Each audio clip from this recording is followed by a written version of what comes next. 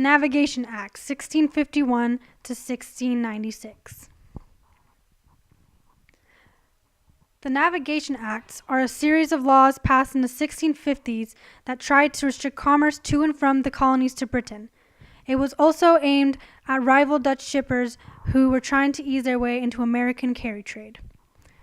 It also was meant to regulate the mercantilist system. A few of the laws were that European goods going to America must first go to Britain so that tariff duties can be collected and the British middlemen can earn a portion of the profits. Another law is that American merchants can only ship certain products to Britain so as not to compete with English products. For example, we mostly shipped tobacco and sugar, and we were not allowed to produce things like woolen cloth. Another law is that we had to ship to England, not to a foreign market, although European prices might be higher.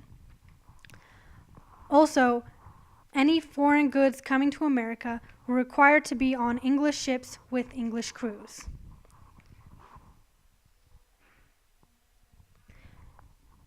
Since we were in statutory neglect with England, at first the colonies didn't actually care about the navigation laws since England wasn't around to enforce them.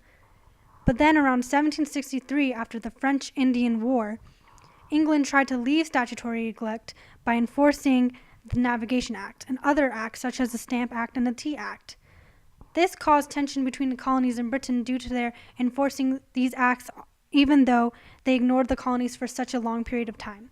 Tension also increased because now the colonies had restrictions on what they could make and who they could trade with which would be bad for economically for America since they would have to buy what they couldn't make and could only trade with England, whose prices may be high.